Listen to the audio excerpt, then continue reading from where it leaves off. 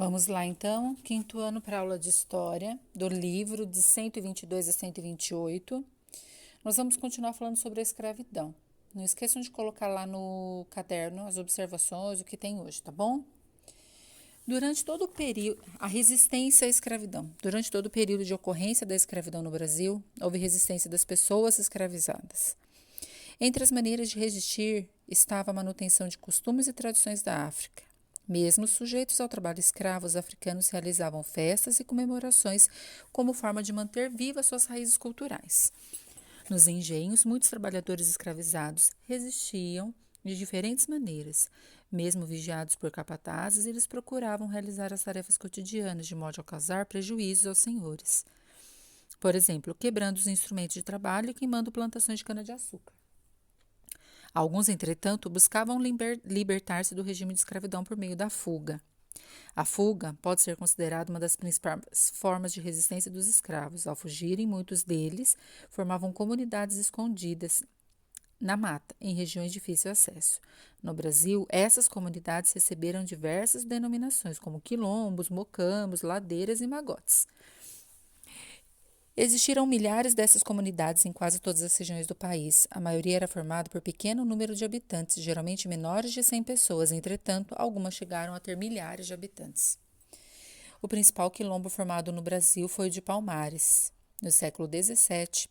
Localizado na região da divisa dos atuais estados de Alagoas e Pernambuco, esse quilombo resistiu por quase 100 anos e, quando foi destruído, era habitado por cerca de 20 mil pessoas. O quilombo dos Palmares, assim como o buraco do Tatu e a maioria dos quilombos era protegido. Havia armadilhas ao seu redor, como lanças pontiagudas escondidas em buracos na mata. Além disso, era vigiado dia e noite por guerreiros armados. Em Palmares, o governo era exercido por um rei, que comandava os chefes dos povoados que formavam o quilombo. O último e mais conhecido, o rei do quilombo dos Palmares, foi Zumbi. Então, nós temos duas perguntinhas aí, ó. Cite algumas maneiras encontradas pelas pessoas escravizadas para resistir à escravidão nos engenhos e explique o que eram os quilombos. Ou explique aí com as palavras de vocês, tá? 3. Qual era o maior quilombo formado durante o período colonial no Brasil? Descreva algumas características deste quilombo. Tem tudo no texto. Investigue e aprenda. Neste exercício aqui, eu quero que vocês leiam para responder questão A, B e C. Aqui fala do grupo, mas vocês vão responder de acordo com o que vocês acham, tá bom? De colônia a império. De 1808, a corte portuguesa transferiu-se para o Brasil. Isso ocorreu porque diversas regiões da Europa estavam em guerra e Portugal teve seu reinado invadido por tropas francesas. Desse modo, Dom João decidiu estrategicamente mudar-se com a família real para sua colônia mais próspera, o Brasil. Então, ele mudou para o Brasil. Com o fim da guerra na Europa, em 1815, a família real já poderia voltar em segurança para Portugal. Contudo, Dom João, que em 1816 assumiu o trono português como Dom João VI, decidiu continuar. Então, ele podia voltar, mas ele não quis. A decisão de manter o Brasil como sede do governo português desagradou a população de Portugal, que passava por uma grave crise. Assim, em 1820, iniciou-se a Revolução em Portugal, que exigiu o retorno do rei. Pressionado, Dom João retornou a Portugal, deixando aqui seu filho, que era Dom Pedro, como príncipe regente administrando o Brasil. Por exigências da corte portuguesa, Dom João ordenou o retorno de seu filho, Dom Pedro, a Portugal. No entanto, Dom Pedro desobedeceu a ordem do pai, permaneceu no Brasil e aumentando ainda mais a insatisfação dos portugueses.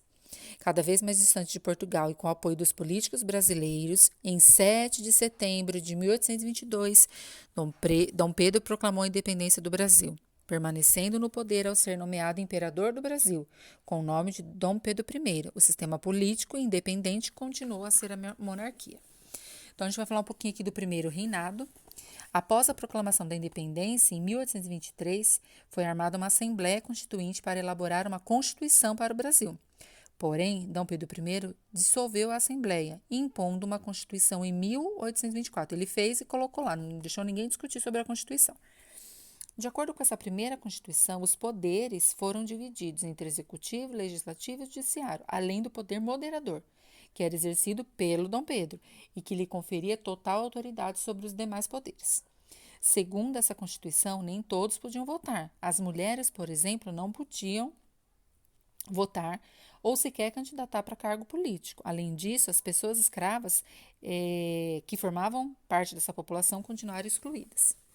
A Sociedade do Brasil Independente. A organização da sociedade brasileira não sofreu alterações a partir da independência. A participação política continuou limitada em um pequeno grupo rico que participava dessas decisões. A população pobre continuou vivendo em condições precárias. Em pouco tempo, Dom Pedro começou a causar descontentamento da população, porque era autoritário e as pessoas queriam melhorar de vida.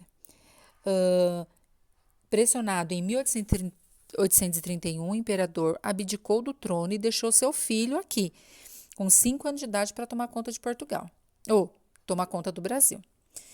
O segundo reinado. Em 1840, iniciou o reinado de Dom Pedro, com 14 anos, assumindo assim o título de Dom Pedro II.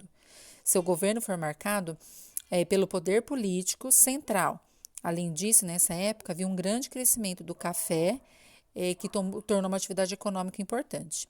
Em meados do século XIX, quando se tornou o principal produtor de exportação, o café gerou grandes lucros.